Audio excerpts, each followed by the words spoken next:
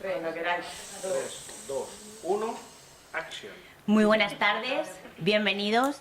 Si por favor no habéis apagado los móviles o en silencio, por favor hacerlo. Muchas gracias por asistir a la presentación de este gran libro, Doren, de un gran autor, como no, como es Rafael Benítez Benítez. Yo tuve el honor de que me pidió hacerle el prólogo y esta tarde también es para mí un honor poder estar aquí y hacer la presentación. Os voy a leer el prólogo que escribí. No suelo inclinarme por este tipo de lectura. Acepté por la petición de mi buen amigo Rafael, pero pronto descubrí que no solo se trataba de la biografía de Inuk, un joven soldado noruego sorprendido por la Segunda Guerra Mundial y el régimen invasor nazi, sino que estaba ante una parte de la historia desconocida para mí. Y hoy, desenterrada por la pluma de este escritor, que bien podría ser cronista por la exactitud de los datos, lugares, personajes y hechos aquí narrados. Mediante un estudio minucioso y sumamente cuidado de los detalles, nos sumerge en una historia muy distinta a la que nos han contado en los libros de texto. Su lectura es dinámica y a modo de thriller te va envolviendo con audaces cambios de tiempo y espacios que dan sentido a una narración perfectamente hilada, donde vidas y circunstancias se encuentran, por destino o por casualidad, en el apasionante mundo de las conspiraciones y del espionaje del siglo pasado. Sin embargo, no es una novela bélica, sino muy humana, donde el amor, el respeto, la lealtad y los lazos familiares dan consistencia a toda la trama, aderezado con una exquisita elegancia y dulzura para con todos los personajes. Muestra tan solo seres humanos que, equivocados o no, son fieles a ideales y banderas. Una vez que comienzas su lectura, ya no habrá marcha atrás. La intriga por querer saber más será la que decida cuándo dormir, sino un deber para con los nuestros, en pro del aumento de la conciencia colectiva. Doren ofrece al lector la oportunidad de salir de su acomodado sillón de espectador pasivo y ser partícipe de la historia. Y quién sabe si de hasta poder cambiarla algún día. Muchas gracias. Un fuerte aplauso. Os dejo ya con Rafael.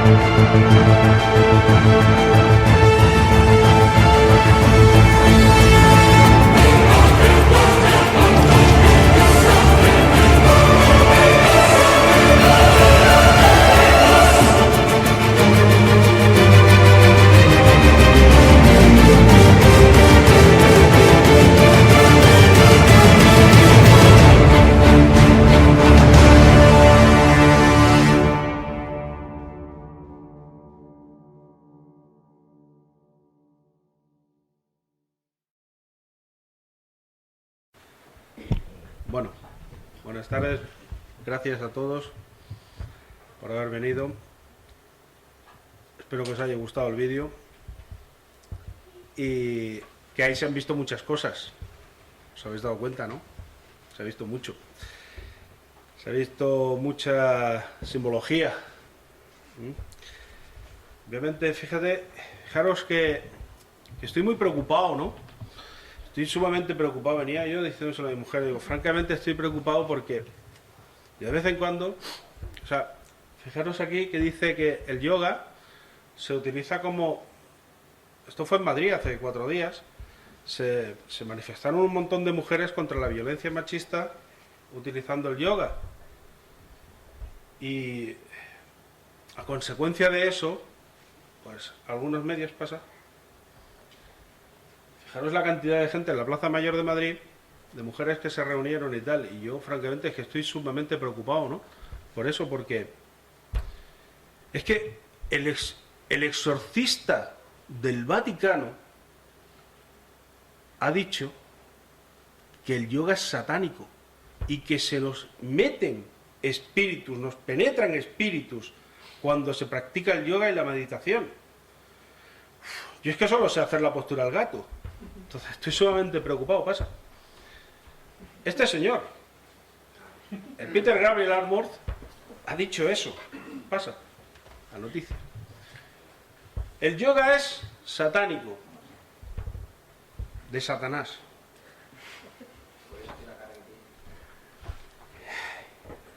Madre mía. Bueno, el libro es la historia de un muchacho noruego que se ve sorprendido, teniendo con 18, prácticamente cerca de 19 años, se ve sorprendido por la invasión alemana a Noruega. Esto se produjo en abril de 1940 y él había sido llamado a filas unos 2 meses prácticamente antes. No le dio mucho tiempo a la formación, pudo huir, se trasladó a Londres y en Londres, pues bueno, los mandos noruegos decidieron continuar con el ejército en lucha contra Alemania. Este chico conoce a una chica, tiene una relación, pero lo que él no espera es que él es seleccionado para ir a investigar y descubrir dónde el plan nuclear alemán. El plan nuclear alemán y transmitirlo a la inteligencia británica para su localización y destrucción del mismo. Lo que él no espera es lo que se encuentra. Él y 4 muchachos más que van con él, como un comando de 5 hombres que lo acompañan. Y hasta aquí, como decía aquella, ¿puedo leer? No os voy a desvelar más del libro. Porque lo que aquí dice este libro encierra muchas cosas de las que yo os voy a explicar aquí. Pero claro, yo decía, bueno, a ver, ¿cómo puedo yo explicar? Si explico el libro, ¿para qué lo voy luego para qué se lo van a leer? ¿No? Me hago la película y ya está. Y si hablamos a un plan coloquio del libro, pues como no saben de qué va, pues tampoco vamos a dar nada. Entonces lo que yo he decidido ha sido, voy a hacerlo de forma y manera que os voy a explicar lo que ocurre en esta primera parte de este libro y lo que va a venir junto con la segunda. A un modo global, sin ni siquiera entrar en profundidad del tema, porque cada tema que se toque requeriría una charla, una conferencia. ¿Vale? Muy bien, pasa por favor. Bueno, durante muchos años nos han comentado, nos han inculcado en nuestro sistema de ver las cosas que solo existe una oficialidad dentro del sistema y lo que es y no hay otra cosa. No valen otras opiniones ni de eso. Es como si, por ejemplo, una persona acude al médico el médico le dice, usted se muere, y él no solicita una segunda opinión. Se conforma con lo que le dicen. Fijaros un momento. INRI. Todo el mundo sabe lo que significa INRI. ¿A que sí? Bien. Según la tradición católica, INRI significa Jesús de Nazaret, rey de los judíos. O en latín, Iosa Nazare Rex Iudaeorum, ¿no? Y eso es lo que a nosotros nos han dicho. Sin embargo, ¿qué pensaríais si yo os digo de que esto se cambió en el siglo XVII, hecho por los jesuitas, y lo que realmente dice ahí es justo matar a los reyes impíos? INRI significa es justo matar a los reyes impíos. Un impío es un hereje. Y eso lo colocaron los jesuitas, porque no reconocían a Jesucristo como su Dios. Y eso que eran de la Compañía de Jesús, jesuitas y tal. Y eso eran más de la Virgen María. Y bueno, esto viene porque esta parte pues la inventó un vasco, ¿no? Ignacio de Loyola, que ahora es San Ignacio de Loyola, el cual pues pasó una crisis así de unos meses, mes y medio aproximadamente, con compulsiones, porque era epiléptico y él no lo sabía. Entonces pasaba así compulsiones y tal, y tenía alucinaciones, y entonces él dijo que vio a la Virgen y la Virgen le dio un mensaje, ¿no? Y entonces fundó los jesuitas. Los jesuitas que han cogido tanto poder que hoy gobiernan el mundo. Adelante. Este es su lema. IHS. Realmente este lema de los jesuitas IHS, ellos lo han enseñado, lo han transmitido al mundo como in hoc signo, que significa, con este signo vencerás. Lleva los 3 clavos del Cristo y la cruz. Significa eso. Pero eso es lo que han hecho creer a todo el mundo. A nosotros, y en general, nuestra religión nos lo ha inculcado de una manera que parece que con la cruz del Señor, con una religión basada en el sufrimiento y en el castigo, es como realmente se llega a Dios, ¿no? Cosa totalmente absurda e imposible. Realmente significa Isis, Horus y Set, basada en los dioses egipcios, paganos, en lo que está basada esta orden y la masonería que viene a continuación. Adelante. Fijaros en esta imagen. Este es el Papa Juan Pablo II. Tiene la cruz invertida. Es un jesuita de pro, masón. Además, es una representación del anticristo. Fue el Papa, se le dio digamos, un nivel mediático tremendo. Fue muy mediático. Todo el mundo quería ese Papa, porque ese Papa era buenísimo, ¿no?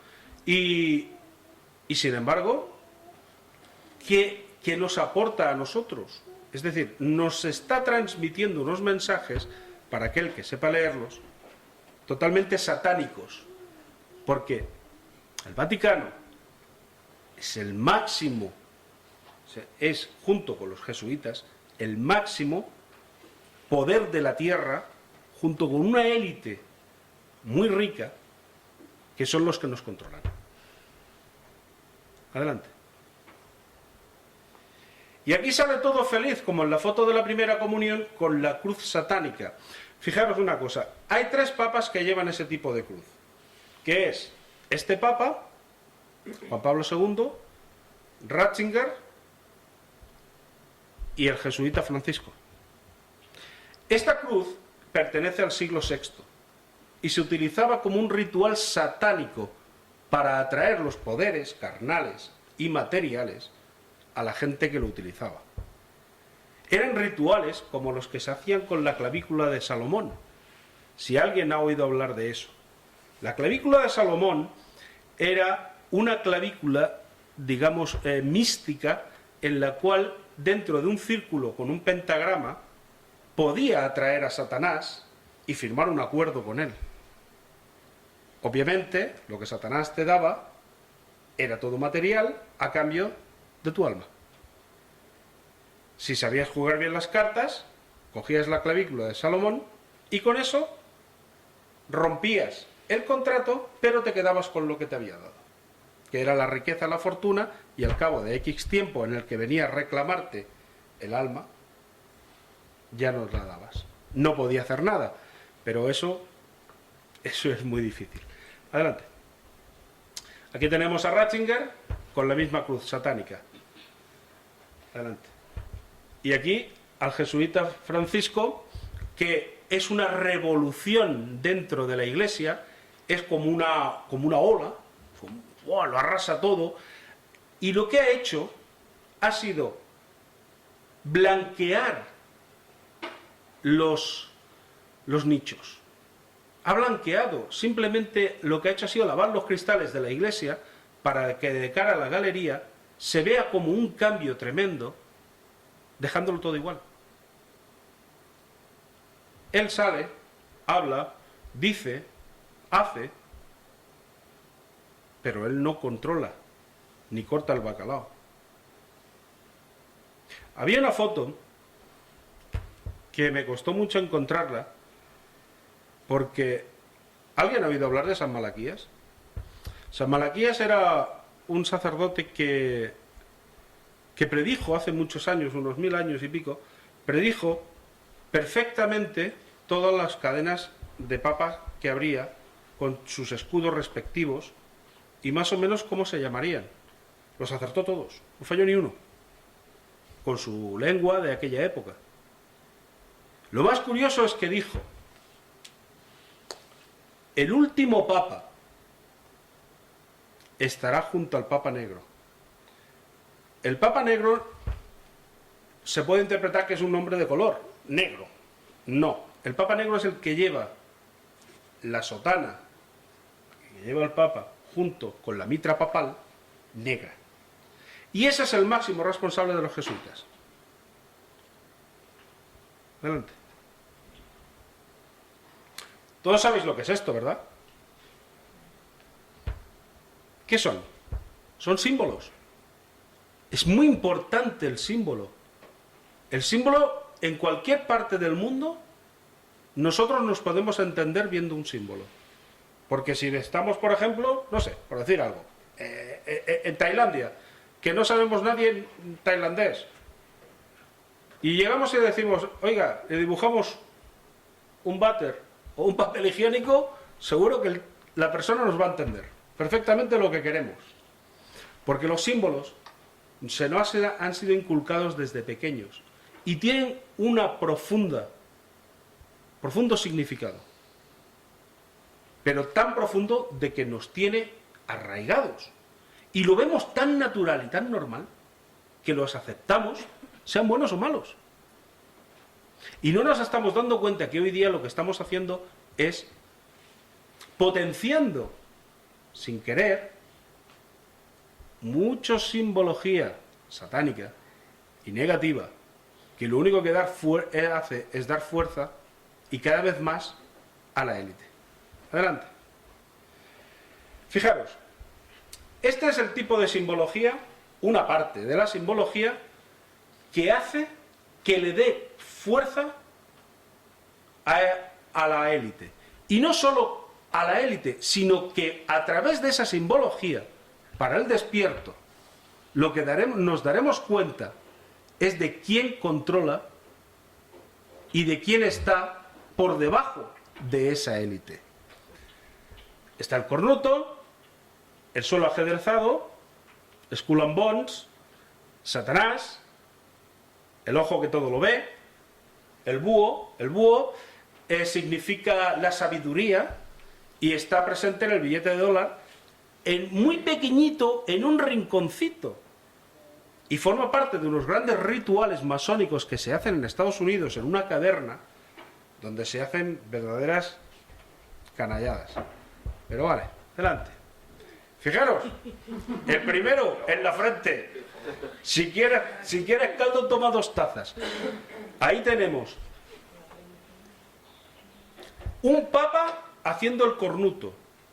Es decir, un ritual, un símbolo satánico. Adelante.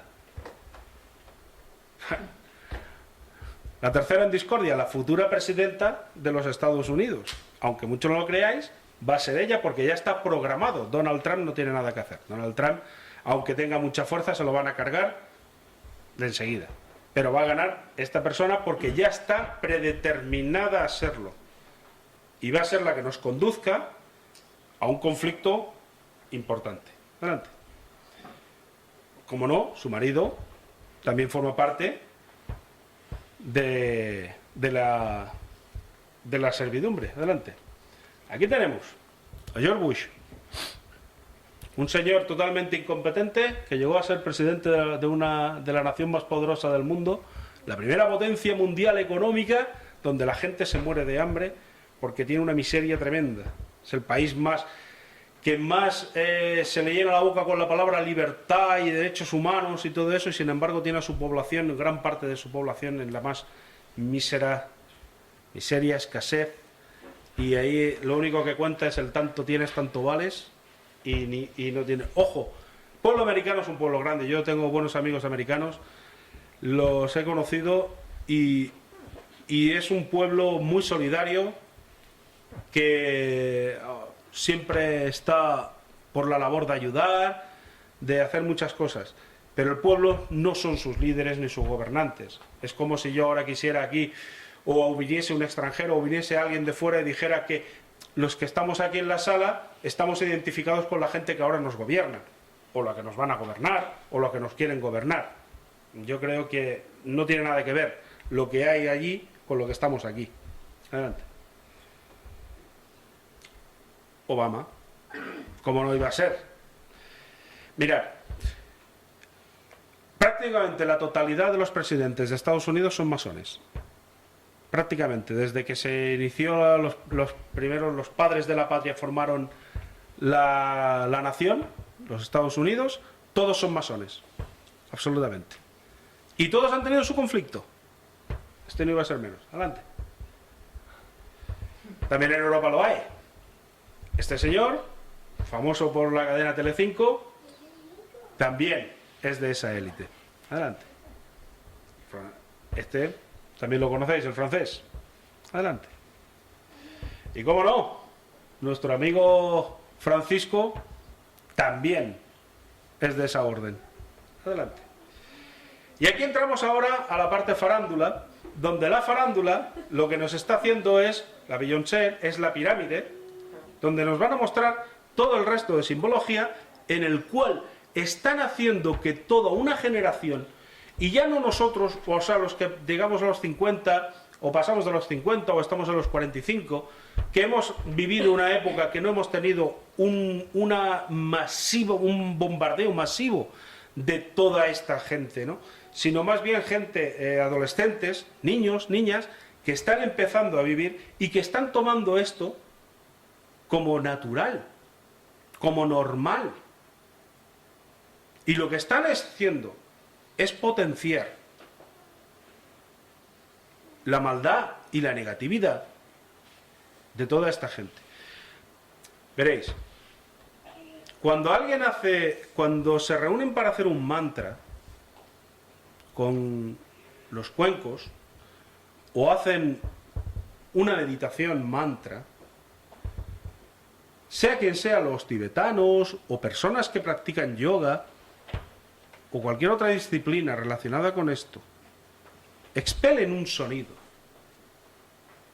Normalmente suele ser el Om, ¿no? Om. Porque al expeler ese sonido, esa energía que de alguna manera sale de los chakras, verbaliza la fluidez, energética, y hace una conexión junto con la meditación con el universo. Y entra en simbiosis con él. La frecuencia del ser humano oscila mucho, y la del universo también. Si logra estar en sintonía, equilibra su naturaleza, y es cuando la persona que está practicando ese mantra siente la paz. Y su espíritu entra en calma. Su ego, su mente, se acalla y entra en paz. Y se hace espiritual. ¿Por qué creéis que en los colegios no se enseña espiritualidad? Y no me refiero a la espiritualidad, no me refiero a la religión. Me refiero a la espiritualidad de que los niños tengan un control, sepan conocerse, sepan explotar sus sentimientos y sus talentos. Eso no se hace, porque lo que interesa en la educación es que esas personas sean futuros jornaleros que trabajen y produzcan para las grandes compañías, que se distraigan con cualquier cosa y se callen. En lugar de potenciar sus virtudes, lo que hacen es que las acallan. Y aquel que destaca es ridiculizado por los demás. Cuando en los 80 empezaban a ver películas, series de televisión de espacio y tal. Yo me acuerdo que había una serie que se llamaba Espacio 1999, que era bastante chula. Era así, algo así como una Star Trek, ¿no? Donde empezaba a ver extraterrestres. Entonces salió otra que se llamaba UFO, OVNI, ¿no? UFO es la palabra en inglés de OVNI. En la cual pues iban unos señores a desmentir, que además eran del ejército, a hacer como hombres de negro, a desmentir todos los casos UFO o OVNI que se habían visto. Por siempre pasan las cosas en los Estados Unidos, ¿no? Pues, todo allí. Y entonces ellos iban para allá y veían el OVNI, tomaban las fotos, veían las cosas, y luego al final siempre era un rollo. Bien, ¿esto qué hacía? Lo que hacía era desmitificar, era vulgarizar el hecho. Entonces, cuando alguien veía un OVNI, tú lo que has visto ha sido mucha televisión. A partir de los finales de los 80, los 90, empezaron a salir muchas películas sobre OVNIs. Bueno, salió también ET, en fin, hubieron muchísimas cosas, ya se acondicionaba a los pequeños. Lo curioso de eso era porque en los años finales de los 80 y los 90 hubo un masivo avistamiento OVNI entre lo que fue entre Inglaterra, Francia y España, Europa prácticamente, no llegó hasta Alemania, pero hubo un masivo desplazamiento OVNI que fue captado incluso por alguna televisión y lo sacaron como noticias, pero automáticamente se desmitificó que eso era cosas de nada, que eran reflejos, que eran satélites, en fin, y ocultaron el tema. Pasa, adelante. A lo que volvemos. Dentro de la masonería, aquí tenemos a Brad Pitt, que todo el mundo lo conoce, su mujer también está dentro del cotarro, y lo que hace es que condiciona a la gente. Solo triunfan esta gente, suelen ser gente que está, si lo habéis visto, porque seguramente lo sabéis, son gente que a veces muere joven, está como la Whitney esta que se murió a los 27, sí, Winehouse y tal, porque lo que les hacen es que como los cogen de pequeños, los meten en la preprogramación Disney y luego los hacen estrellas, les meten un lavado impresionante de cabeza, que se vuelven bipolares, tienen verdaderos problemas de coco y acaban fatal, pero fatal. Aunque te ganen mucho dinero, acaban fatal. Adelante. Bueno, este lo conocéis, es bueno, el del Gunstar este, que cogieron porque necesitaban estimular, ¿eh? Ahí tenéis el símbolo masónico y el tío cómo está haciendo. Adelante. Bueno, este es Stalin. Ay, perdón, el de Stalin. Lenin. Este es Lenin, masón. Aquí lo veis. Esta foto me parece que se me ha colado porque no creo que venía aquí. Adelante. Bueno, sí. Stalin, el que está al lado es Napoleón, que también es masón. Adelante. Este era... esto es un Rothschild. El Rothschild sabéis que es de la familia de la élite que junto con los Rockefeller está en la cúspide de la pirámide y controla todos los sistemas financieros del mundo. Con lo cual, está claro que... Adelante. Bueno, Karl Marx, masón, además, este también dentro, junto con Albert Pike, este fue uno de los que... fue el que Albert Pike escribió las cartas masónicas y las transmitió, y este fue uno de los que le dio carrerilla. Adelante. Estos son los saludos, los típicos saludos masónicos. Fijaros en el de arriba, que es cuando el interlocutor da la mano, coge el nudillo. No da una mano, no saluda normal, sino que agarra el nudillo del contrario, de forma manera que de esta manera se identifica. En el medio hay otro, que es con los dedos así abiertos en V, y el típico de los colegas, que hacen así. Eso es otro saludo masónico. Adelante. ¿Veis? Tony Blair al Papa le da el saludo masónico. No le da la mano normal, le da un saludo masónico, para que se identifique. Saben que están a un mismo nivel. Adelante. Bueno, en el año 2014, Madonna hizo lo de la Super Bowl. Sabéis que lo de la Super Bowl es un espectáculo a nivel nacional americano que es la leche con el tema del fútbol. Y en la media parte del partido y tal, pues sale alguna cantante famosa o algún famoso y hace un espectáculo musical.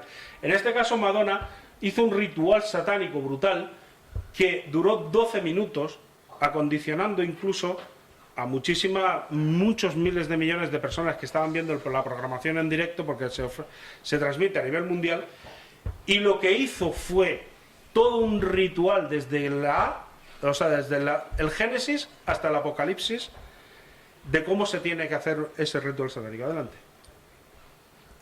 Esta es otra de las escenas en la que se compara con los... Adelante.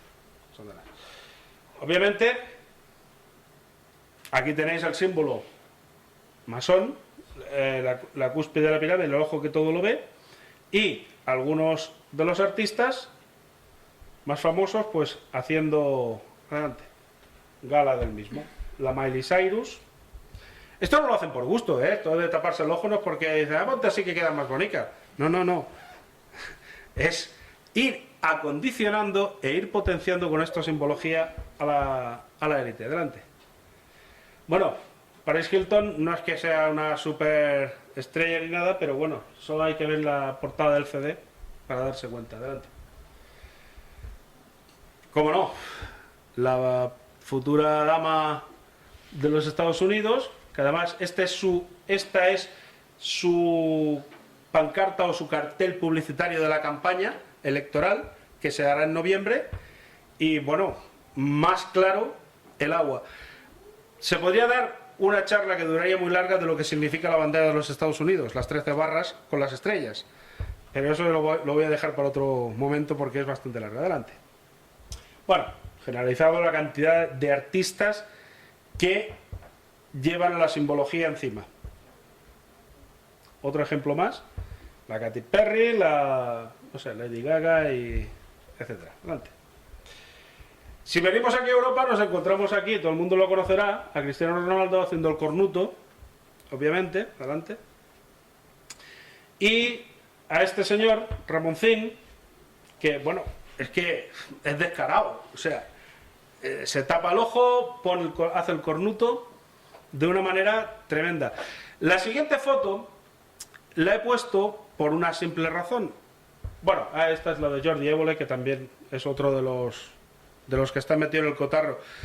Cuando veáis la televisión os deis cuenta de que la televisión es un acondicionamiento de masas y lo único que hace es poner gente al servicio de la élite que va a condicionar más, y lo único que va a transmitir es lo que la élite quiere que se transmita, no otra cosa.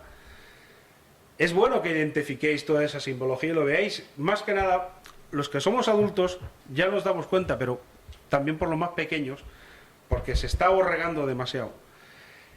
La siguiente foto es un poco comprometida, porque estamos en elecciones y yo no quería poner a ningún candidato de los que hay hoy día.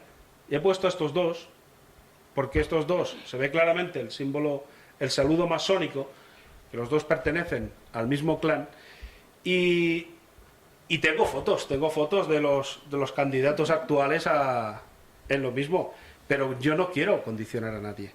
Y como no lo quiero condicionar, y creo que es un respeto de que al estar en elecciones no puedo decir este señor hace esto, o este señor hace lo otro, o lo que sea, porque si saco una foto de Rajoy, o saco una foto de Ciudadanos, o saco una foto de Podemos, o no la saco, o saco del PSOE, pues a lo mejor se puede pensar que yo soy algo partidista. Y he preferido sacar estos dos que ya no están dentro del panorama, digamos, activo, pero para que nos demos cuenta de que lo que viene es más de lo mismo. No os penséis que porque uno lleve coleta, el otro la lleve la barba, el otro no la lleve y el otro sea muy alto, no va a venir la cosa igual. Por mucho que prometa, todos harán lo que le diga que tienen que hacer. Ni más ni menos. Y eso significará más problemas para nosotros. Adelante. Bueno, ¿os acordáis de este señor al que de pasar a ser el no va más, de estar dándose besitos con toda Europa, incluso hay una foto por ahí que sale con el G20 y tal, pasó a ser el mayor criminal del mundo, a ser un asesino en el cual, pues bueno, se le montó una primavera árabe y había que derrocarlo de alguna manera, y se está dando el símbolo masónico, el saludo masónico con Sarkozy, ahí lo veis, que luego fue uno de los mayores enemigos que, vamos, se tiraron de los pelos y tal. Yo no sé si es que tenía celos o... Adelante. Bueno, estos son uno de los 4 símbolos más usados, de poder. El símbolo este, que es tan frecuente para que... tal, ¿vale? Es un signo satánico que potencia eso. Todos estos símbolos han sido creados muy conscientemente de lo que se hacía. No ha sido una cosa ir metiéndola a la ligera, sino que todo ha sido muy consciente. Adelante. Bueno, en esta charla podía hablar de Israel y podría hablar de lo que significa Israel, pero la charla es tan... O sea, sería tan largo hablar de Israel y tratar el tema judío. Aquí lo trato muy por encima para desarrollarlo mejor en la próxima, porque es complicado. Pero os voy a decir una cosa, fijaros en esta iglesia. Esta es la Basílica de la Santa Cruz en Florencia, en Roma. Esta fue una construcción de una iglesia que se hizo en 1222. Pero la fachada que tiene actualmente se hizo a finales del siglo XIX. Y a finales del siglo XIX estaba el Papa Pío IX, masón. Siguiente. Es la estrella de David y el símbolo jesuita. Esto tiene mucha relación con el 666 y el número de la bestia. Y lo que decía el Apocalipsis, aquel que tenga entendimiento, que vea. Porque es el 666, nombre de varón, número de varón, y significa, y lo llevan grabado. ¿Vale? Ya os explicaré lo que es en otra ocasión. Adelante. Bueno, Skull and Bones. Skull and Bones, la sociedad secreta de Yale, donde se formó Bush, Reagan, muchísima gente que luego fueron presidentes de los Estados Unidos. Tiene alguna relación, ¿no?, con las boinas, con las gorras nazis de la Segunda Guerra Mundial, de la SS, ¿no? Adelante. Este es Henry Himmler, el Reichsführer de la SS, el mando supremo de la SS alemana, y como veis lleva el símbolo del Skull and Bones. Adelante. Este es Winston Churchill, con el famoso símbolo de la victoria. ¿Sabéis lo que significa ese símbolo? Ese símbolo es un símbolo satánico que solamente lo empleaban los aliados durante la Segunda Guerra Mundial, y a partir de ahí se puso de moda para ir cortando la energía de cualquier persona. Todas las personas tenemos una cierta energía, y cuando la proyectamos y se hace este tipo de símbolo, lo que hace es cortar esa energía. Es un símbolo satánico que frena la positividad. Adelante. En otra famosa pose de este señor, que decía, se lamentaba muchísimo de los muertos en Francia, se lamentaba muchísimo de los muertos en Inglaterra durante el bombardeo de 1940, pero sin embargo no tuvo ningún pudor en masacrar media África con sus bombardeos, ni Hamburgo, ni Dresden, que fue lo que hizo, reducir las cenizas. Adelante. Hans Karlmann. Este señor era una eminencia.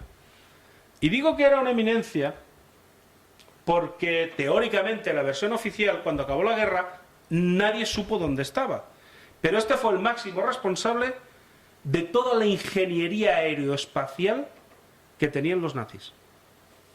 Y cuando digo toda la ingeniería aeroespacial, me refiero a mecanismos de alta tecnología que hoy día está utilizando los Estados Unidos, y pensamos que es reciente, y ya la manejaban ellos en 1945. Adelante. Este tipo de tecnología. Adelante. Aquí tenemos una de las fotos más famosas que circulan por ahí por internet. Algunos dicen que es un fake, han dicho mucho que es un fake, pero yo he tenido la oportunidad de cotejarla con la original en un libro y no es ningún fake. Adelante. Fijaros además la estructura del Janebu 2, las bolas esas que tiene, adelante, y ahí tenéis puesto en movimiento. Estos sistemas, estas máquinas, se movían por energía libre, energía magnética. Eran capaces de desplazarse a altas velocidades, y cuando digo altas velocidades estamos hablando de 24 o 30.000 kilómetros por hora, a alturas impresionantes, incluso salir fuera de la Tierra. No muy lejos, pero salían. Lo que pasaba es como si pusiéramos un imán grande y otro imán a polos iguales y los intentáramos unir, sale disparado. Y esa es la tecnología que utilizaba esta gente. Adelante. Este fue uno de los primeros lanzamisiles o lanzacohetes móviles que utilizaron los alemanes en la guerra contra Rusia. Veréis, cuando se atacó a Stalingrado, hubo una batalla antes que duró alrededor de 4 días. Esa batalla ha desaparecido de la faz de la historia, porque esa batalla no ha interesado nunca, que se diga, ni al bando soviético ni al bando estadounidense. En esa batalla los alemanes utilizaron una tecnología que, para hacer frente a los soviéticos se habían parapetado dentro de unos búnkeres que tenían 14 metros de espesor de hormigón. Estamos hablando de un hormigón casi tan ancho como de esto. Y había que destrozarlo, porque si no, no se podía avanzar. Y las armas convencionales no servían. Entonces lo que utilizaron fue una tecnología que lo que hacía era fundir, literalmente derretir el cemento. No solamente lo derretía el cemento, sino que le hacía unos estragos tremendos, sino que imaginaros ese calor o esa potencia cuando llegaba al búnker, lo que hacía con las personas. Prácticamente las desintegraron. Se calcula que murieron 44.000 soviéticos en esa batalla. Y no se encontró ni una chapa. Porque estaban literalmente fundidos con el suelo, cristalizados. Ahí se empezó a sospechar de que estaban utilizando una energía que no era precisamente convencional, sino más bien nuclear. Adelante. Bueno, habréis visto todos los prototipos de aviones, estos nucleares que llevan los norteamericanos, que parece una especie de W, ¿vale? Que son los aviones invisibles, que le llaman, fueron sacados de este prototipo. Este prototipo es un prototipo de plasma. Era impulsado, cogía, ionizaba el aire y lo que hacía era obtener la energía del propio aire y convertirla en plasma. Y de esa manera podía volar a 30.000 kilómetros por hora. Adelante. Este es el prototipo. Aquí veis, allí arriba son personas reales. Esto no es un dibujo, aunque lo parece. No es ningún dibujo, es la reconstrucción exacta con las piezas que encontraron y que pudieron, los planos que pudieron sustraer en Paperclip y con Hans Carmel y todo lo que ellos fueron encontrando, los americanos, y montaron este prototipo. Funciona a la perfección. Y de ahí han sacado una aviónica tremenda, con una potencia militar bestial. Adelante. Bueno, esto era un prototipo de cañón que se utilizó a finales justo de la Primera Guerra Mundial. Los uniformes veis que son bastante cutres de los alemanes y ya lo estaban preparando para la Segunda. Esto se convirtió luego en un supertanque que era como 10 o 12 veces más grande que un Panzer, pero no llegó a funcionar porque los soviéticos llegaron antes que lo pudieran poner en marcha. Adelante. Bueno, el trío Calavera. El trío Calavera. Veréis, los americanos tienen un extraño concepto de entrar en guerra. Ellos consideran que tiene que haber un agravio muy importante, muy grande, para que se entre en guerra y justificar esa guerra. Como ellos todos son a base de elecciones y a base de escoger a la gente que va a gobernarles y tal, pues lo que hacen es justificar. Entonces se inventan guerras. Se inventan guerras que a veces ni van con ellos. En la guerra de Cuba, con los españoles, se inventaron que los españoles les habían hundido el Maine. Fue mentira. No lo hicimos. Y, consecuencia, una guerra contra España por Cuba. Porque les interesaba Cuba. Mucho. En Vietnam, pues hicieron lo mismo. Vino una embarcación y dijo que había atacado a un acorazado y lo había hundido. Madre mía, había que ir allí a masacrar a los chinos. Luego el propio Johnson lo admitió de que había sido una operación de falsa bandera. También nos han hecho creer que la Segunda Guerra Mundial fue una operación de falsa bandera, diciendo que Alemania invadió Polonia. Esto no viene en los libros de historia. ¿Sabéis cómo Alemania invadió Polonia?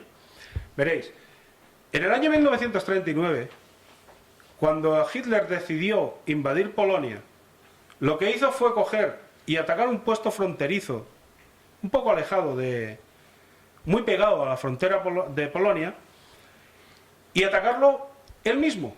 Mandó a sus tropas y lo bombardeó. Le pegó 4 misilazos. Y los mataron y tal. Entonces cogieron a unos cuantos prisioneros que ellos tenían, los ejecutaron y le pusieron el uniforme polaco. Y entonces Goebbels se encargó de hacer una propaganda tan grande que, vamos, eso era un agravio al honor alemán. Y había que invadir Polonia. Y aquí es como nos dicen que empezó la Segunda Guerra Mundial. ¿Vale? Bueno, la Guerra Mundial empieza porque Hitler invadió Polonia. No, mentira, perdone.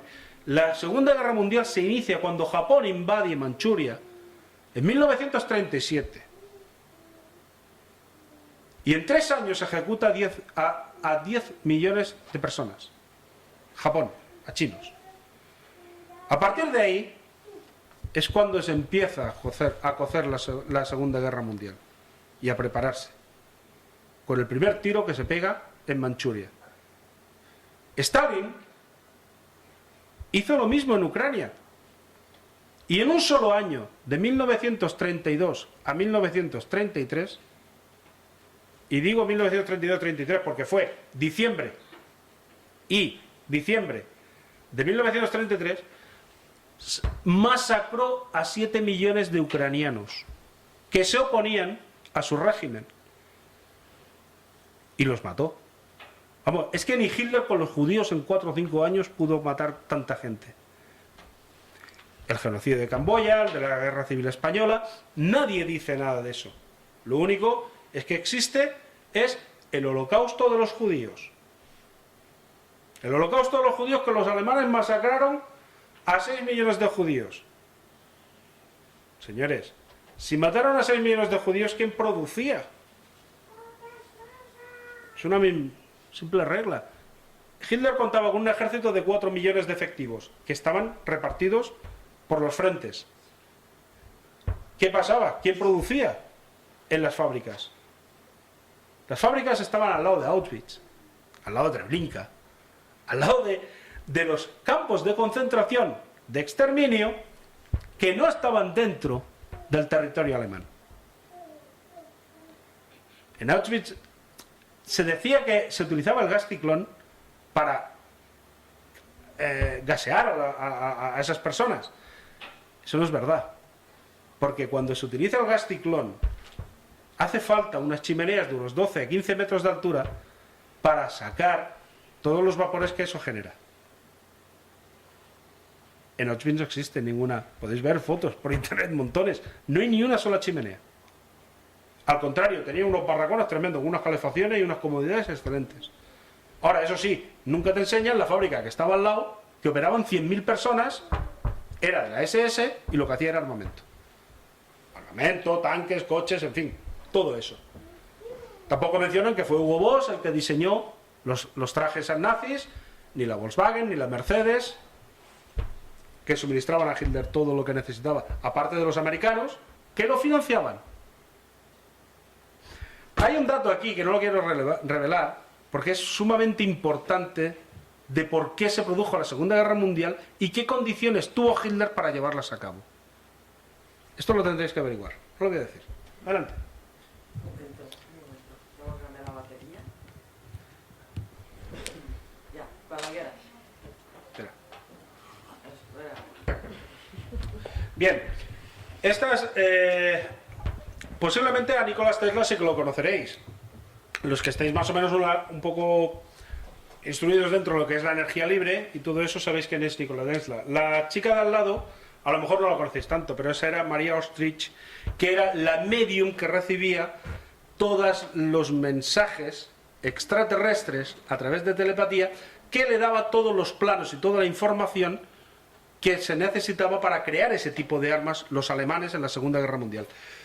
Ella no entendía ni tenía puñetera idea, porque era muy guapa, lo veis, ¿no? Pero era prácticamente analfabeta, es decir, no es que fuera una licenciada en física ni nada de eso. Ella solamente se limitaba a transmitir lo que le decían, y eso se lo daba a los ingenieros como Schoger, que fue el padre de la tecnología que hace que los aviones se levanten verticalmente. Ese sí sabía lo que hacía. Que luego los ingleses con el Harrier se estaban súper orgullosos porque habían sacado el Harrier, que se elevaba, era el primer avión que se elevaba. Lo que estaba utilizando era la tecnología de Schoger, que utilizaba 30 o 40 años antes.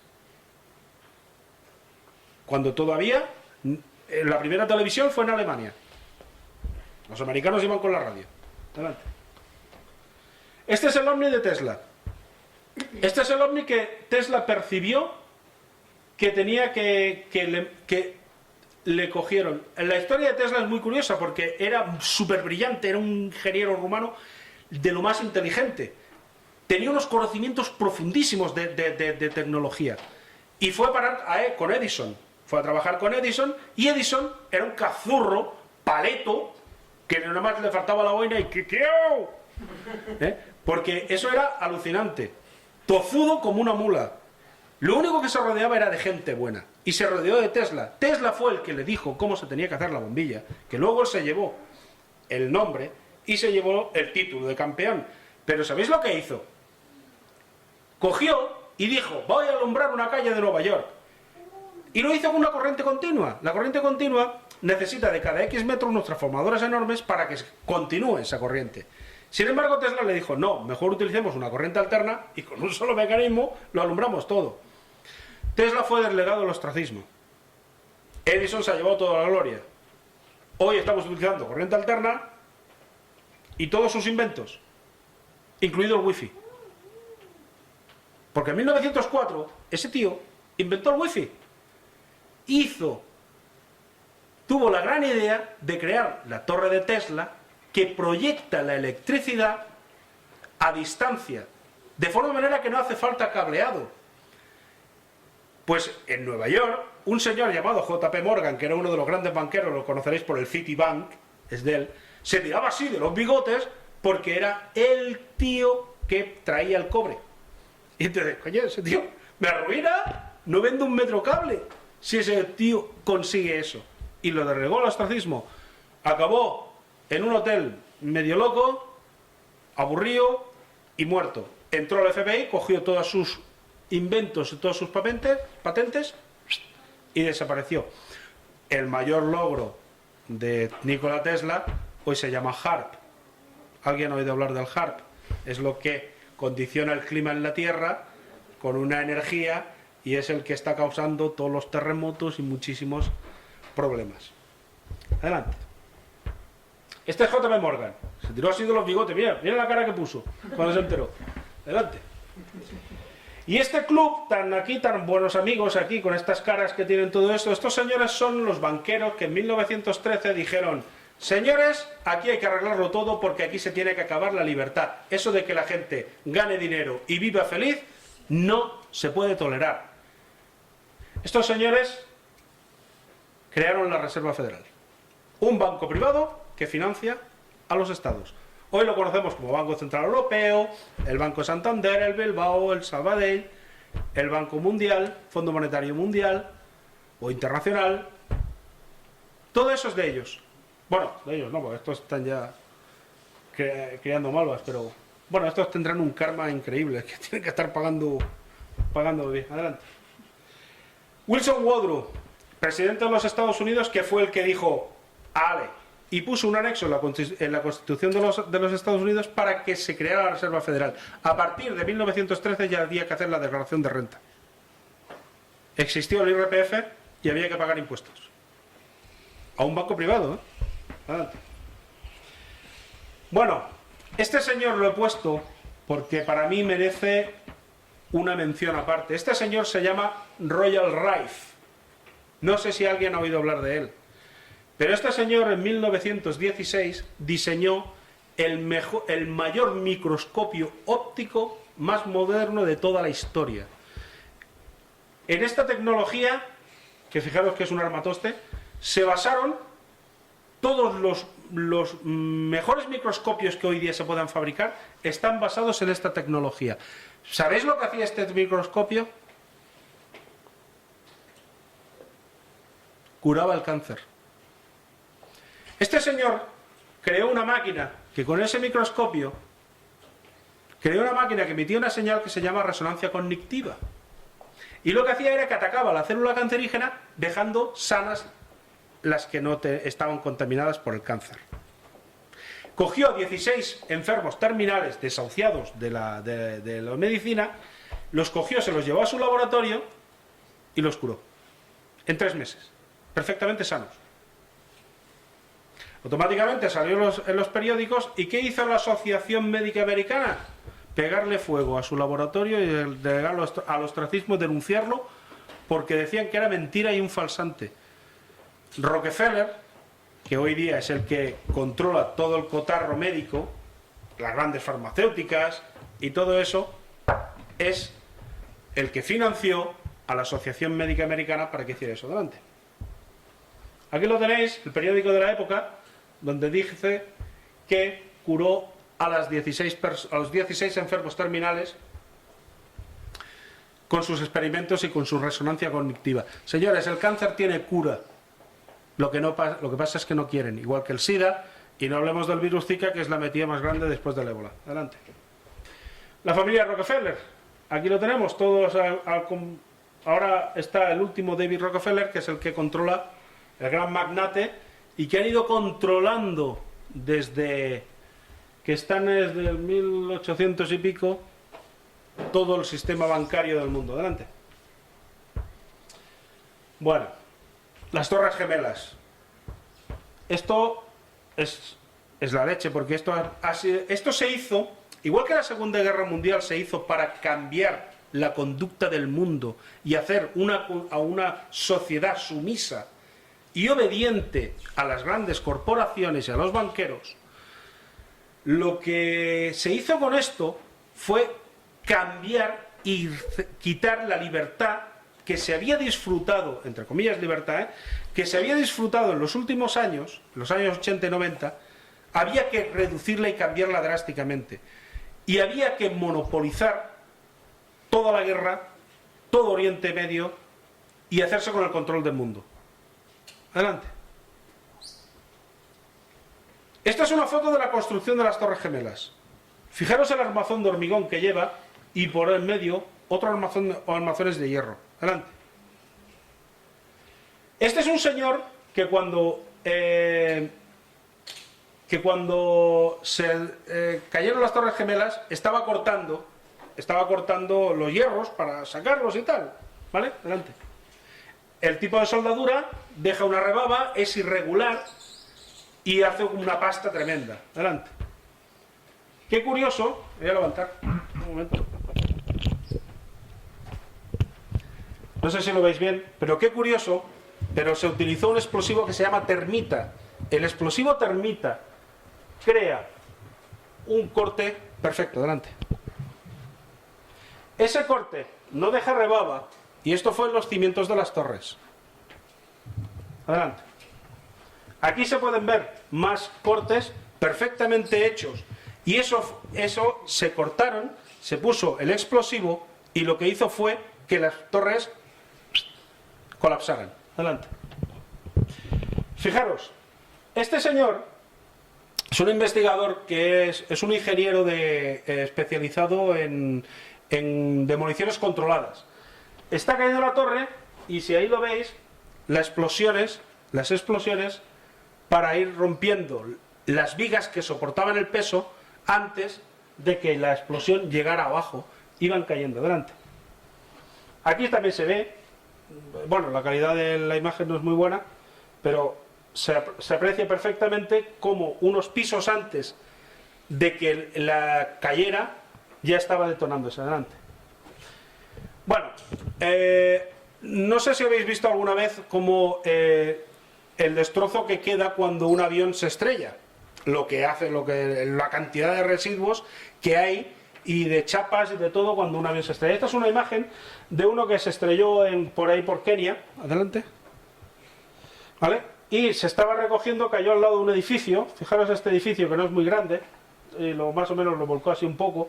De hecho, la realidad fue que derrumbó todo el resto del edificio. Fijaros qué pedazo de fuselajes que quedan sueltos. Adelante. Pero vamos al Pentágono y no están. No es que hayan llegado las grúas y se lo hayan llevado, es que no está el avión. Dice, bueno, es que se metió para adentro. Ya, pero adelante. Pero es que no está. No hay ni ruedas, no hay nada. Solamente se ve el hueco. Esto fue el 11S, el famoso avión que se estrelló en el Pentágono. Adelante.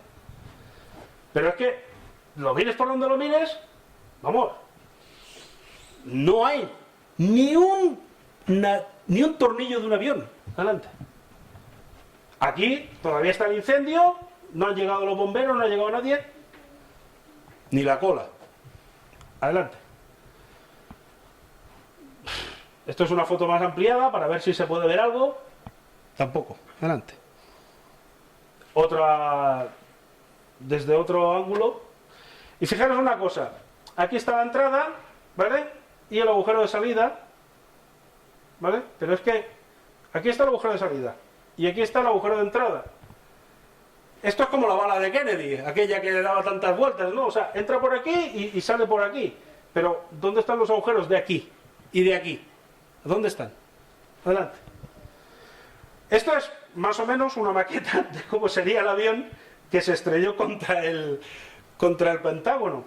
Y como vemos, ninguna parte tocaba donde correspondía. Adelante. ¿Dónde está el impacto de las alas Aquí es el impacto del morro, pero no se ve el impacto de alas ni tampoco se ve el fuselaje delante. Bueno, esta es una foto que se coló del sistema de vigilancia del Pentágono el día del 11S, que es una cámara de aparcamiento. Las cámaras de aparcamiento son esas de que cuando llega el tío a entrar en el sitio, que va a coger el ticket, ¿no? Hay una cámara, pero bueno, en el Pentágono hay un guardia. El guardia está, la cabina la tiene aquí, y aquí llegaba el morro del coche y eso se veía. Y esto coincide con el Pentágono el día del 11S. Hay otras fotos, pero hay un vídeo que va así a fotograma a fotograma donde se ve que realmente no es un avión, es un misil. Venga, adelante. La imagen siguiente, pero ¿ves? El coche pasa, justamente pasa este vehículo, se ve el humo de un impacto, pero ahí no se ve nada, no se ve. Los aviones son blancos, no se ve nada. Adelante. Bueno, una vista aérea de cómo sería la cosa, ¿no? La cámara que estamos hablando es una cámara que está situada aquí, ¿vale? No, perdón, aquí en este lado, en aquel lado de allí.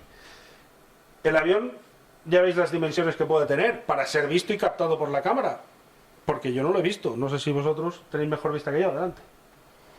Una vista aérea desde justamente en el momento cuando empezaron a ponerse todas las cosas, la gente con las camillas, las tiendas, pero aquí nada. Adelante.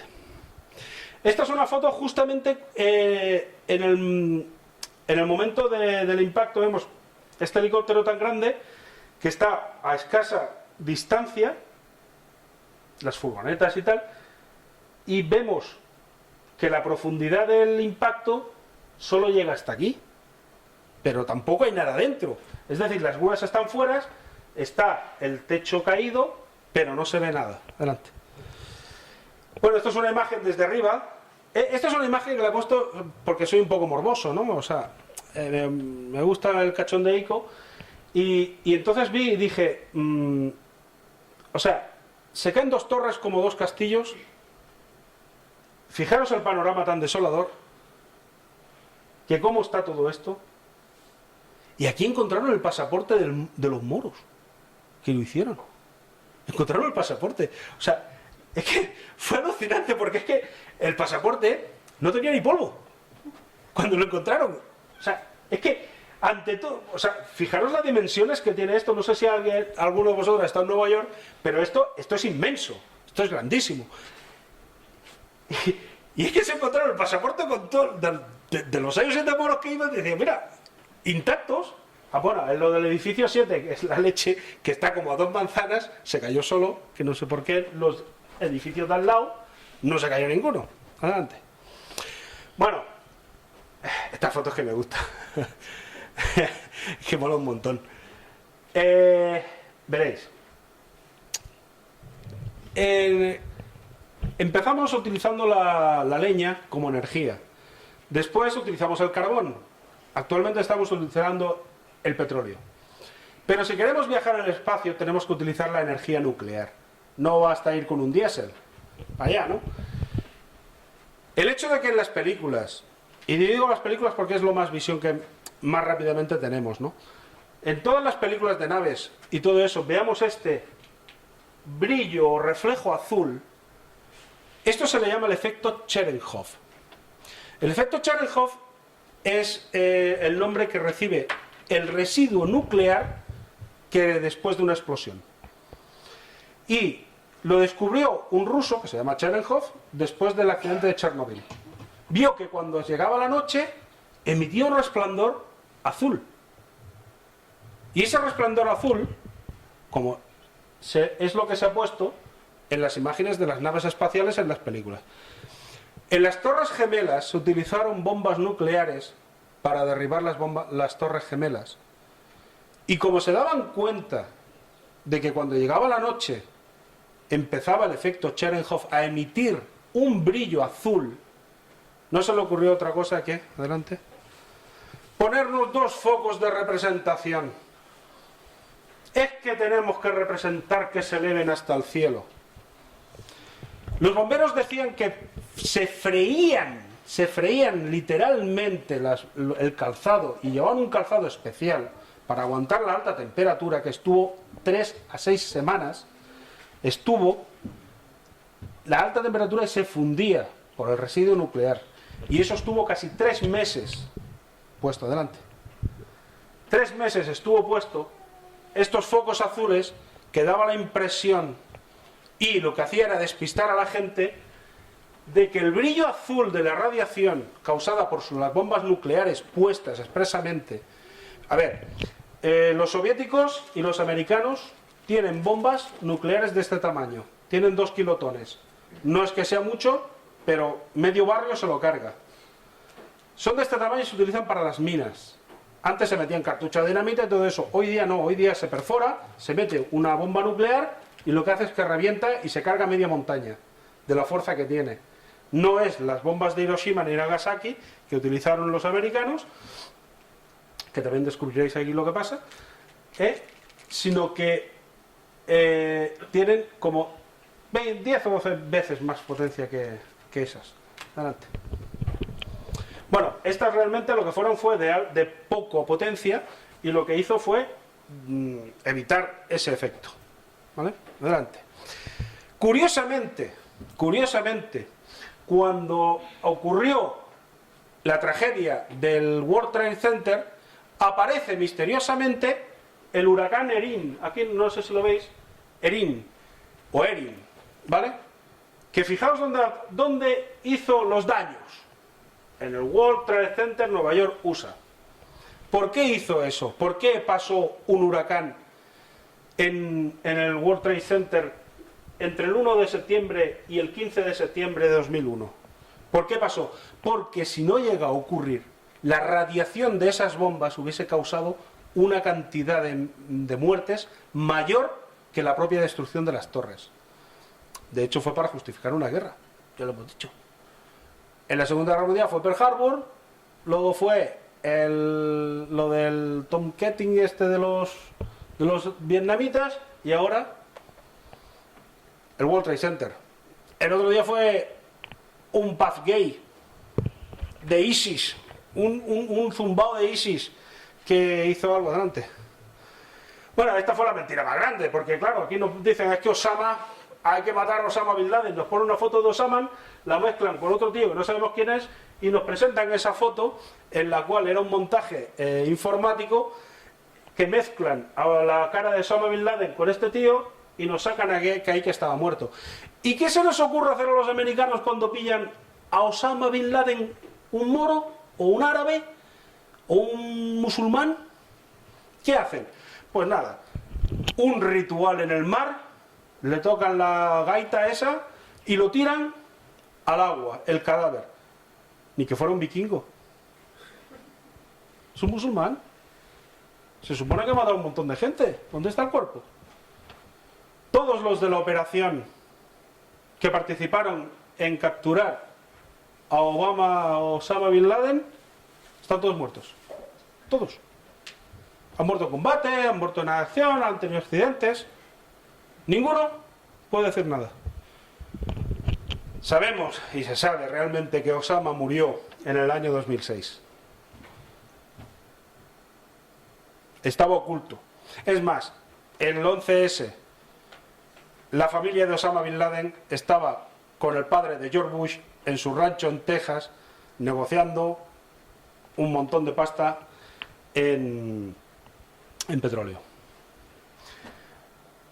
Y ya que sale a colación, pues el ISIS, ¿no? O sea, fijaros cómo va el ISIS, ¿vale? Que iban aquí con unas zapatillas, cada uno como podía, que este me parece que lleva sandalias, y van así, los tíos así, vamos a hacer la revolución, como si fueran Pancho Villa delante.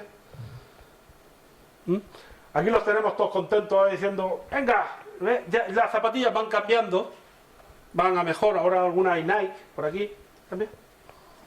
Adelante. Y nos los encontramos así, al cabo de 2 años. Adelante. Perfectamente equipados, con botas, con uniformes, ya los pasamontañas todos son iguales, llevan los chalecos y todo lo de las armas y tal, adelante. Perfectamente uniformados cuando llega tanto el frío como el calor. Adelante. Subvencionados por Toyota. Nuevos, se ven relucientes. Aquí no se ve bien la calidad, pero ahí los coches brillan. Adelante. Fijaros qué diferencia había de la antes a ahora, ¿verdad?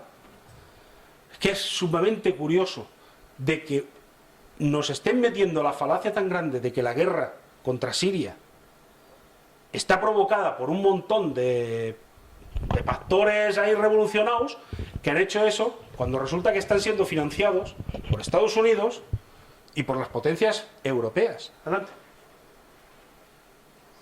Y fíjate, o fijaros, han pasado de llevar camisas aquí vintage con los AK-47, ¿pasa? A misiles TOW. Misiles TOW. ¿Sabéis lo que es un misil TOW? El misil TOW, esto se hizo en la guerra de Alepo. El misil TOW es un misil exclusivo de tecnología norteamericana que se carga, desintegra el carro de combate. Los carros de combate sirios no podían con los misiles TOW que le estaban lanzando lo de... Mira que risa tiene el payo de viendo esto. Era alucinante ver como una tecnología única y exclusivamente Made in USA estaba en manos de un grupo de terrorismo islámico, entre comillas, como lo que nos están diciendo. Adelante. Aquí está la noticia, aquí no lo invento. Terroristas usan misiles estadounidenses TOW contra helicópteros rusos en Siria. Aparte de los carros de combate. Contra helicópteros rusos en Siria. El caso de Rusia es muy curioso. Tarda 4 años en meterse en la guerra. Pero durante 4 años los americanos están en tela y afloja con los de ISIS. Pero resulta de que llegan los rusos y en 2 semanas cogen y lo frenan. Es más, se cargan un montón de gente. Pero vamos a ver, ¿a qué estaban jugando? ¿Al ping-pong los americanos con ellos o qué? Que llegan los rusos y empiezan... Claro, luego empezaron los americanos. ¡No! ¡Que están tirando bombas contra los civiles! Venga. Dale. ISIS. Nuevo desarrollo de antitanques de los misiles TOW antitanques en Siria. Este es un periódico que se hizo eco de la noticia de antes. 2015. ISIS, la CNN en español. ISIS usa armas de Estados Unidos según informe de Amnistía Internacional. Y aquí se ve el carro de combate sirio que el grupo islámico, que además lo sacan así para hacerse la foto, para que no se vea mucho, de que están muy bien uniformados y todo eso. Las otras fotos son fotos que no se tienen que ver, por eso no las sacan. Adelante. Estados Unidos desplegará tropas de élite desde Siria contra el ISIS. Se les llena la boca. Vamos a desplegar. Vamos a ver. ¿Has tenido 4 años y ahora vas a hacer algo? Tira, adelante. Estados Unidos aprueba en secreto armar a los rebeldes de Siria. El mundo, ¿pero qué me estás contando? Si antes me has dicho que vas a mandar tropas de élite contra el ISIS y ahora resulta que lo estás armando. A ver, explíqueme eso. Porque resulta que... es escandaloso. Adelante. Vosotros diréis, se parece a la mezquita, ¿verdad? Esto es Siria. Esto es Siria. Claro, adelante. No se ve muy bien porque es una foto tomada de noche, pero esto es Siria. Adelante. Esto es Siria. O era Siria. Era antes de que se la cargaran.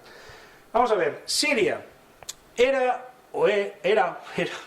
un país próspero, un país rico, un país que tenía un modus vivendi muy desahogado. La gente vivía muy bien, ganaba mucho dinero, porque era muy rica en petróleo, tenía muchos servicios y tenía mucho comercio, muchísimo, además muchísimo turismo.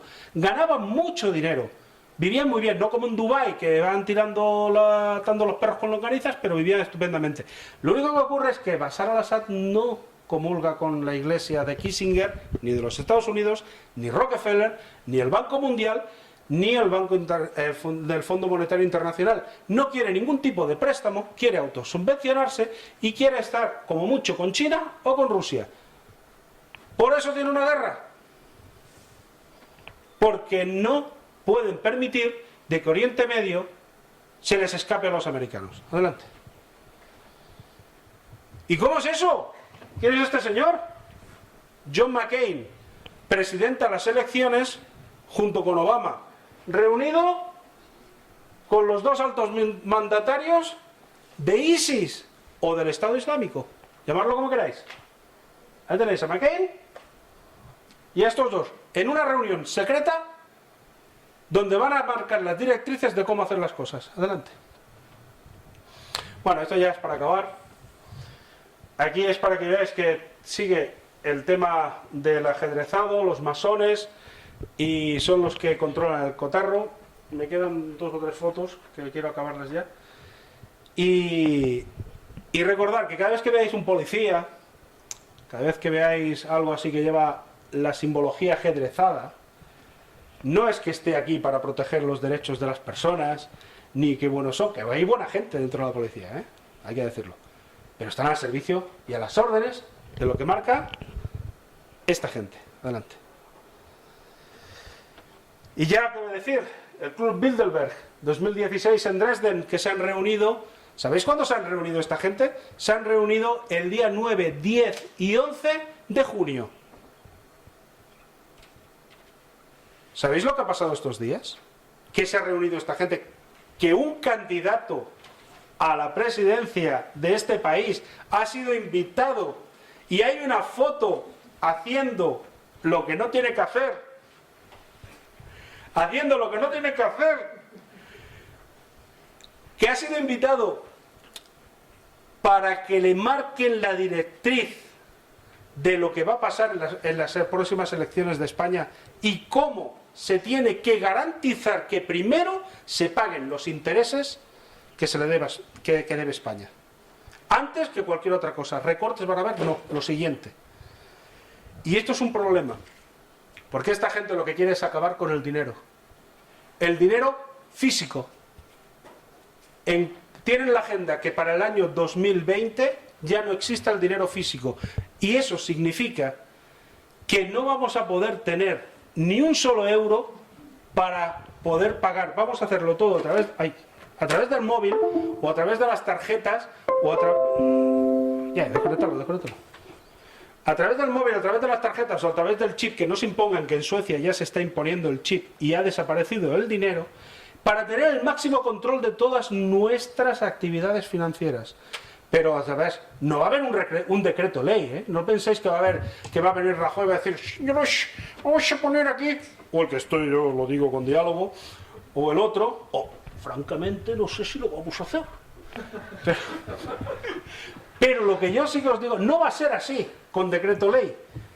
Va a ser con la generación que está subiendo, en la que le van a inculcar, van a salir 4 farandulistas de estas del y tal, y van a hacer eso, y van a decir, ay tía, es un rollo llevar perras, ¿sabes? Es que las perras son un rollo. Yo, mira, tengo aquí mi aplicación que es Flash. Y es un rollo llevar dinero, es un rollo. ¿Quién? ¿Pero quién os pensáis que ha sacado la moda de los ósculos, de los selfies con los besos, para los de la LOXE, ¿no? Para los besos, ósculos son besos. Que hacen así y se pone eso. Estos son tendencias creadas por una mente privilegiada que sabe cómo pensamos y cómo nos controla. Adelante. Bueno, lo que decía era que lo que ha ocurrido estos días era esto. O sea, no hay nada más mejor que para entretener al Borregolandia, que además montamos nuestra élite, nos vamos a un hotel en Dresde y los tenemos entretenidos con un espectáculo. O sea, pan y circo de aquella época. Adelante. Bueno, este es el centro Tavistock, que es el que está en Inglaterra, su sede, aunque tenga un nombre muy ruso, pero es el centro neurálgico del lavado de cerebro. Se creó para crear los traumas bélicos de la Primera Guerra Mundial y se dieron cuenta que había una palabra mágica que hacía que todo el mundo se recuperara. Terapia de grupo. Y cuando aplicaron la terapia de grupo, se dieron cuenta de que funcionaba. Si uno va caminando por la calle y empieza así a mirar a la ventana, no pasa nada, todo el mundo pasa de largo. Pero si ahora vamos 4 o 5 y nos podemos abrir a la ventana, empieza la gente a pararse. Y ya se establece el pensamiento único. Y si además, entre esos hay uno que dice, ¡se va a tirar, se va a tirar! Bueno, cuando llega uno y dice, ¿qué ha pasado? Dice, yo qué sé, pero estaba el tío chafado. Pensamiento único. Se crea el individuo como solo unidad, es ingobernable. La masa cae. Adelante. Bueno, este es otro ángulo. Adelante. La gente que lo hace, el Instituto Tamintos para las Relaciones Humanas. Adelante. ¿Y qué mejor día que va el señor de aquí, de estos de la ciudadanía, que no sé yo, que va al Club Bilderberg, tapándose así, ¿Y qué pasa? El día 11 se decidía qué se va a hacer con Siria, cuándo va a empezar la tercera guerra mundial, cuándo vamos a acabar con las perras, si la hacemos, no la hacemos, si tiramos para adelante, si tiramos para atrás. Era tan importante, señores, era tan importante que se hablara ese tema que se puso este partido. Inglaterra, Rusia. Lo demás es historia. Y estaba todo programado. Hasta los palos que se dieron en el cielo en la boca. Porque nos han tenido 3 días a la gente pegar en la televisión nada más que palos. ¿Alguien ha oído en las noticias algo de Bilderberg? ¿A que no? Adelante. Bueno, ya está, ya acabó. Yo en el año 2010, cuando escribí El Quinto Apóstol, recibí una información privilegiada en la que luego la puse en el libro, pero tuve que cambiar la fecha. Entonces me la pasó un soplo y me lo pasó por correo electrónico, me quedé las fotos y las destruí. Esto fue en la isla Jan Mayen, que pertenece a la OTAN, que es de Noruega, en el Atlántico Norte, el Mar del Norte. Atlántico Norte, Mar del Norte, más Atlántico Norte que Mar del Norte. Pero bueno, esto es un ovni captado en 1971 por un submarino. Este ovni fue bombardeado le tiraron un petardazo, adelante. Le dieron, sin que se lo esperara, adelante. Se volvió a sumergir. Estos son el periscopio en un mar, el periscopio en el mar es pequeñísimo, eso no se ve. Y esto es de unas dimensiones tremendas. ¿De dónde está? Adelante. Este es otro ángulo de la foto cuando se ven todavía las llamas. Y aquí cuando se está metiendo en el agua el ovni. Adelante. Y bueno, ya acabo. He hecho mucho, ¿verdad? Muy larga. ¿Sabéis quién es esta señora? La madre de Hitler. Esta es la madre de Hitler. Adelante. ¿Y esta la conocéis? Esta es Angela Merkel. Adelante. Esta es la madre de Hitler y esta es la hija de Hitler. Así que con esta foto de familia. Adelante. Bueno, esta nada se coló y ya está. Finaliza, bueno, si queréis alguna pregunta o lo que sea, pues eso. Tenía alguna otra foto, digo, por si iba rápida la cosa o lo que sea, pero se alarga un poquito. Pero bueno. ¿Alguna pregunta, alguna cosa? Menudo rollo metido, ¿no? Pues nada. ¿Qué información la tienes en el libro? Sí, toda esa información, mucha de esa información sale en el libro, no toda, pero sí sale. Entre prácticamente 2 libros sale en toda esa información. Además, verificada, verificable. Eso es. Yo todo lo que he dicho he intentado por todos los medios que esté respaldado por algo que se haya hecho público. No es que lo haya cogido de un blog de algún zumbao ni nada. Lo he cogido de medios oficiales donde ha saltado la noticia y yo me he hecho eco de ella y lo que he hecho ha sido, pues bueno, novelarlo. Pero más o menos así. Dime. Angela Merkel es, a ver, es hija de Hitler, porque, a ver, lo que pasó fue lo siguiente. Hitler, al concluir la Segunda Guerra Mundial, se emigró una semana antes de la entrada de los soviéticos al búnker de Berlín. Él ya no estaba, ya se había ido. Él, Goebbels y los que estaban allá. Y había que justificar que lo habían capturado y pusieron un maniquí que se parecía un poco, le pegaron 2 tiros y ya está, lo desfiguraron un poco. Pero él ya no estaba, él se refugió en Argentina se ha ido desarrollando toda el imperio nazi, como se ha ido viendo en nada más hay que ver un poco la historia argentina y Chile para ver cómo ha funcionado la cosa. Y cuando de Eva Braun tuvo la hija, se la cogieron, se la llevaron, la pusieron en un matrimonio de adopción, le dieron esos apellidos, la pusieron, pero ha sido vigilada constantemente y cuidada para que llegue a donde está. De hecho, es la que corta el bacalao en Europa. Fue la que le dijo a Tsipras, oye, ven, que te voy a explicar una cosita. Y cuando Tsipras salió del despacho, la cosa le cambió total. Ya no era el de la coleta, ya era más... O sea que...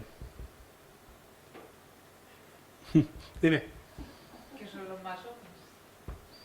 Los No masones... tengo ni idea, perdona por la ignorancia. No, a ver... estoy para eso. A ver, los masones son una... digamos como una secta, ¿no?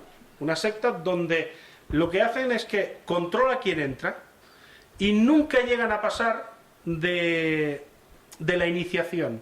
Hay 33 grados según el ritual escocés o el ritual de York, que hay menos, pero ahí se basa en el ritual escocés, lo creó un jesuita que se llama Weishaupt en Alemania en 1713. La simbología y los números son muy importantes para ellos. Entonces él tuvo acceso, por su formación jesuita, a muchos secretos satánicos. Y entonces creó la orden Illuminati y los masones. Entonces esos masones recuperó la orden, porque los masones aparte vienen un poco más lejos de los templarios y tal, los recuperó de aquella época que había un espacio donde no actuaron y los volvió a adoptar. Y creó esa secta, y esa secta es la que se rodea de la más exquisita élite. Y cuando digo exquisita élite no es porque sean buenas personas, es porque son los que más tienen. Reyes, en aquella época, pues reyes, emperadores, gente así. Y esa gente así además se cogía gente ilustrada.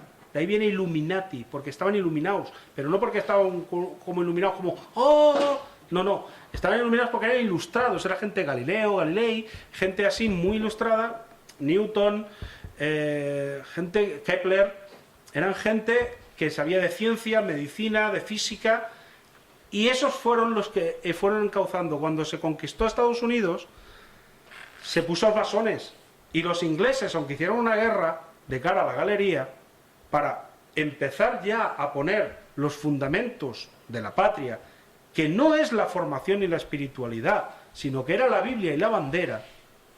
Y por eso los americanos son tan aférrimos a la bandera y a la Biblia, porque hay zonas de Estados Unidos en que no la cuestionan en absoluto, ni lo que dice el presidente, ni lo que dice la Biblia, y lo primero es la bandera. Entonces, para inculcar eso en la gente, se financió a los ingleses, se financió a los franceses, pero no se quiso financiar a los americanos. Y los financió la corona española. La corona española financió la guerra de la independencia de 1716 de los americanos. Los americanos son libres gracias al dinero, bueno, libres, entre comillas, son independientes gracias al dinero de la corona española, que entonces era masona. Y era la que financió la guerra. Y le hizo la guerra a los Rothschild, no a los ingleses, a los Rothschild, porque España era una potencia en aquella época. De la reina también se dice algo de... La reina Sofía, hombre, claro, la reina Sofía es una de las más grandes integrantes. De hecho, pulula por ahí una noticia en la que se dice que se lamenta mucho de que este año no haya podido ir. Pero claro, como es emérita, ya no tiene ninguna invalidez, ni credibilidad ni importancia lo que ella diga, porque no tiene acción. Es decir, ya no puede hacer nada. Pero el rey, Juan Carlos, la reina Sofía, cortaba más el bacalao que el propio rey Juan Carlos. Era más importante incluso. Incluso llegó a ser más importante que la reina Isabel II, que es uno de los grandes bichejos que hay. Sí, en serio, dicen que lleva un Gordons en el bolso y por la mañana se pega un trinque. Yo creo que por eso va así un poco como Jack Sparrow. Que confunda. Pero, de hecho, la reina Sofía tenía mucho... Pensar que viene de Grecia. Ella era reina de Grecia, el rey es romano, y entonces ahí hay mucho interés. ¿Alguna pregunta más? ¿Te ha quedado aclarada más o menos lo que era? Con la información que está dando Rafa, no temes por tu vida a partir de este momento. Hombre, vamos a ver, yo te voy a decir sinceramente, hombre, si aquí hubiese 300 personas, a lo mejor alguno... Estás de cabeza y te van a conocer a partir de ahora. Bueno, vamos a ver, yo soy una pulguita insignificante dentro de este mundo así de la conspiración, de investigación y tal. Yo soy una pulguita tan insignificante que no he dicho nada que no se haya dicho un poquitín más alto o de otra manera, ¿no? Ahora, si me metieran en líneas quizá más profundas, en líneas que tocaran cosas ya quizá más serias o más importantes, pues a lo mejor me verían un poco. Esa gente ni siquiera sabe ni que existe. Entonces, no tiene... No, yo no tengo ni idea. Sí. A la familia hay que dejarla. Claro. La pena con pan parece que son Yo te inciso porque este ovni que cae en el agua, ¿cómo fotografía de tantos sitios diferentes? Porque a mí me queda también un poco... Bueno, lo que pasó, realmente, aquí solamente hemos dado lo que son unos entre 4 y 6 fotos, no sé. Lo que hizo es que el ovni, ellos se lo encontraron de frente, se lo encontraron así más o menos, imaginaros, el libro es el ovni y el micrófono sería el periscopio, ¿no? Se lo encontraron de frente, ellos se vieron amenazados, le lanzaron un pepino, hay otras fotografías que se ve como el pepino y le impacta, y entonces lo que hizo el ovni a la distancia que estaba fue hacer estas cosas, hacer alguna cosa así más o menos, y sumergirse. Entonces, claro, no es que se vea desde diferentes ángulos, es que la nave se iba moviendo y iba captada en diferentes ángulos. Incluso hay alguna foto que tiene la capacidad de cambiar su estructura y hacerla entre lo que es una especie como de puro y otra que se ve un poco más triangular. Ahí, por ejemplo, la veis, es así plana y ahí se ve como más en un lado se ve plana y el otro como más triangular. Y eso no deja de ser quizá un efecto óptico en una posición concreta que se haya puesto y dé la impresión de que tenga o que haya cambiado o tenga la capacidad de cambiar de su morfología, vamos, que no se descarta. Se han visto ovnis muy impactantes en los que de pasar de un tubo de unas dimensiones importantes a pasar a pelotas y desaparecer. El último que se ha captado en 2016 ha sido súper impresionante porque solo lo ha sacado Chile y la cadena que lo ha sacado tiene una demanda puesta por Estados Unidos porque fotografió con un satélite de televisión, se ve que fotografió un ovni de 400 kilómetros de diámetro pasando por la Tierra. Entonces él dio la casualidad que el satélite suyo de Chile es tan pequeñico, pues que será como, yo sé, como un cochecico o algo así, un coche. Y el ovni de 400 kilómetros de diámetro pasó entre lo que era la Tierra y el satélite.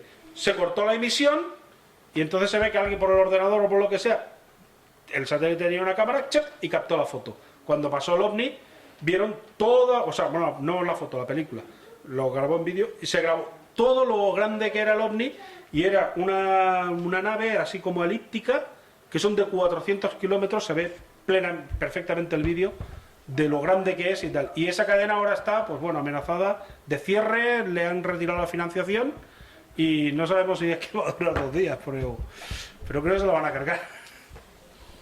¿Alguna pregunta más? Yo quería hacerte una última pregunta porque antes has pasado una diapositiva que decía que Estados Unidos había armado a los rebeldes y en la guerra de Siria, aunque hay una facción que es la del ISIS, hay otra facción aparte del estado de Bashar al-Assad, que son los rebeldes, sí, pero que no son los por así decirlo del ISIS, son los que al principio habían generado la revuelta contra Bashar al-Assad. Entonces, correcto. Por eso, porque como pero tú has dicho que estaban armando, bueno, que en parte es verdad que habían financiado al ISIS, pero no es el ISIS exactamente los rebeldes. Los rebeldes Como fue... la facción democrática de Sí, lo que pasó en Siria con los rebeldes fue que le montaron, infiltraron gente, mercenarios blancos. Hay fotos en las que se ve perfectamente, que son los únicos que van con el pasamontañas y se ve la piel blanca, que son mercenarios que estuvieron en Libia y fueron los que incitaron lo que fue la primavera árabe. Eso fue lo que hicieron con los rebeldes. Entonces, el ISIS era la justificación que tenían los americanos para intervenir en esa guerra, para apoyar o derrocar el régimen de Bashar al-Assad, y lo único que dicen los americanos es que están apoyando a los rebeldes. Pero realmente los rebeldes son muy pocos. Los que están haciendo el daño son ISIS. ISIS que entran y salen de Turquía, entran y salen de Irak, y son los que traen los que han salido todos uniformados y todo eso, son gente que entra y sale de Irak y de Turquía, y son los que traen lo de eso. Los armamentos son los que traen. De hecho, hay una fotografía que no la he puesto, me arrepiento quizá no de haberla puesto, porque es que se ve el abastecimiento de los norteamericanos y se ve todo lo que es una especie de bolsa grande, como si fuera un paracaídas, y un tío del ISIS al lado con el fusil para cogerlo, ¿no? Y hay un trozo de caja rota y se ve el Made in USA de... Sí, bueno, pero eso fue como también en la guerra de Afganistán, cuando, por ejemplo, los soviéticos invadieron Afganistán. Los talibanes, que era un pueblo de allí de Afganistán, también fueron los americanos los que les dieron las armas. Que se ve, por ejemplo, un talibán que llevaron sus vestidos y una toga, se ve con un misilaco de esos, hay que derribaba el escote y los rusos. Claro, pero... que fueron armados por Estados Unidos, y ahora mismo en Afganistán sigue habiendo un régimen islamista de Bueno, los talibanes que tiene las mismas leyes que puede haber en el Estado Islámico o Arabia Saudí. En Arabia Saudí la legislación es igual que en el ISIS, te pueden matar por ser homosexual, igual que en Arabia Saudita, que totalmente. es una ciudad controlada por el ISIS. Y en cambio Arabia Saudí es aliado de Estados Unidos. Claro, además te voy a dar un dato. España le vende armas continuamente a Sí, Francia e Inglaterra. Sí. Pero además te voy a dar un dato. Mira, ahora que has dicho Afganistán, Afganistán es el máximo productor de heroína, de cocaína de Oriente Medio. Producía un 30% cuando más o menos antes de entrar en guerra con los rusos. Es, digamos, de alguna manera lícito de que los americanos potencien a los talibanes en contra de los rusos, porque como son enemigos naturales, o nos han hecho creer que son enemigos, pues lo que hacen es que arman al contrario. Sería fastidioso lo contrario sería lo extraño, que armaran a los rusos. Lo curioso es que en la guerra de Afganistán, después del 11S, es que la producción de heroína, de opio y de cocaína, de pasar de un 30%, se disparara a un 98%. Porque con la droga que consume la sociedad, es como la CIA financia sus guerras. Los cárteles de la droga de Colombia, de toda esa gente, los que traen la droga aquí, cuando sale por el telediario que la Policía Nacional ha pillado, la Guardia Civil ha pillado un alijo de drogas, es un chivatazo entre cárteles. Oye, ¿qué se lleva aquí? Oye, ¿qué se lo lleva allá? Pero es por sus propios intereses económicos. Pero realmente, esa droga luego es depositada y de vuelta al punto de partida que es la CIA. Y es la CIA la que con eso está financiando sus guerras. Mira, en la guerra de los Balcanes, del 2005, en Yugoslavia, se hizo para destrozar el Triángulo de Oro. El Triángulo de Oro era toda la droga que venía de Afganistán, de Oriente Medio, pasaba a través de Yugoslavia. Y en Yugoslavia se le ocurrió cobrar aranceles. Le metieron una guerra. ¿Pero cómo vas a cobrar a mí aranceles, muchacho? ¿Tú qué eres, Dubái? No.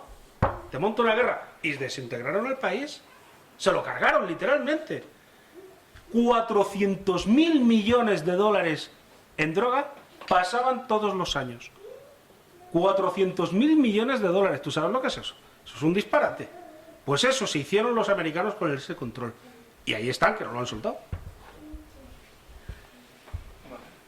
Ya dejó a la gente que se vaya a cenar si quiere. Bueno, pues nada. Ya no tomamos un café o lo que quiera. Pues Sí, ya le preguntas a Sí. Rafa.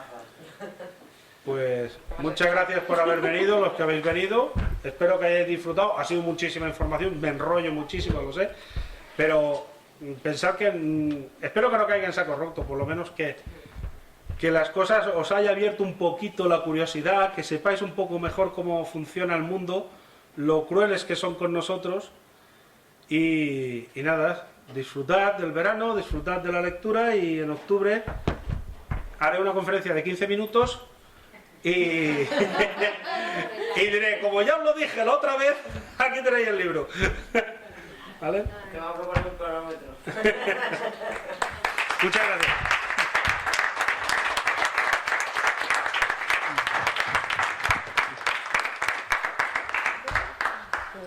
Bueno, el que quiera el libro se lo firmo Vale. y